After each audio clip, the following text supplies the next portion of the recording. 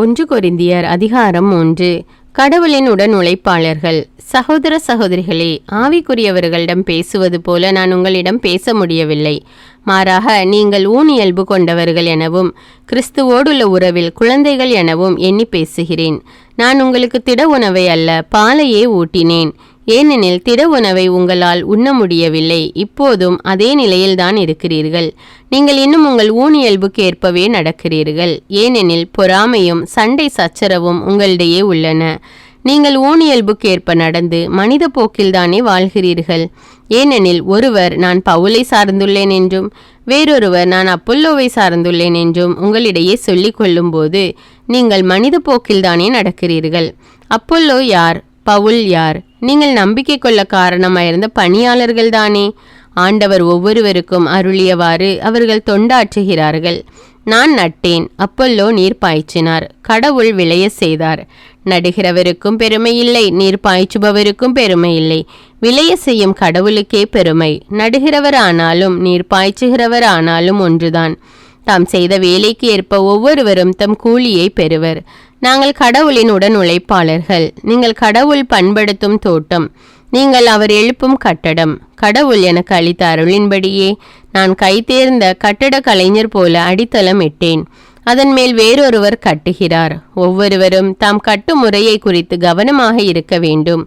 ஏற்கனவே அடித்தளம் இட்டாயிற்று. இவ்வடித்தளம் இயேசு கிறிஸ்துவே. வேறொரு அடித்தளத்தை இட எவராலும் முடியாது.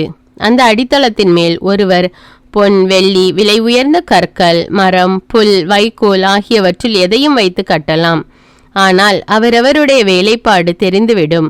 தீர்ப்பு நாள் அதை தெளிவுபடுத்தும். அந்நாள் நெருப்புமயமாய் வெளிப்படும். அந்நெருப்பு அவரவருடைய வேலை எத்தகையது என்பதை காட்டும். ஒருவர் கட்டியது நிலைத்து நின்றால் அதற்கான கூலியை அவர் பெறுவார். ஒருவர் கட்டியது தீக்கிரையாகுமானால் அவர் இழப்புக்குள்ளாவார். ஆனால் நெருப்பில் அகப்பட்டு தப்பியவர் போல் அவர் மீட்கப்படுவார். நீங்கள் கடவுளுடைய கோவில் என்றும் கடவுளின் ஆவியார் உங்களில் குடியிருக்கிறார் என்றும் உங்களுக்கு தெரியாதா? ஒருவர் கடவுளின் கோவிலை அழித்தால் கடவுள் அவரை அழித்து விடுவார். ஏனெனில் கடவுளின் கோவில் தூயது, நீங்களே அக்கோவில். எவரும் தம்மை தாமே ஏமாற்றிக் கொள்ள வேண்டாம். இவ்வுலகில் தங்களை ஞானிகள் என்று கருதி கொள்வோர் தாங்களே மடையராகட்டும். அப்போது அவர்கள் ஞானிகள் ஆவார்கள். இவ்வுலக ஞானம் கடவுள் முன் மடமையாய் உள்ளது. ஏனெனில் மறைநூலில் எழுதியுள்ளவாறு ஞானிகளை கடவுள் அவர்களது சூழ்ச்சியில் சிக்க வைப்பார். மேலும் ஞானிகளின் எண்ணங்கள் வீணானவை என ஆண்டவர் அறிவார். எனவே மனிதரை குறித்து யாரும் பெருமை பாராட்டலாகாது. பவுல், அப்பொல்லோ, கேபா ஆகிய அனைவரும் உங்களுக்குரியவர்களே.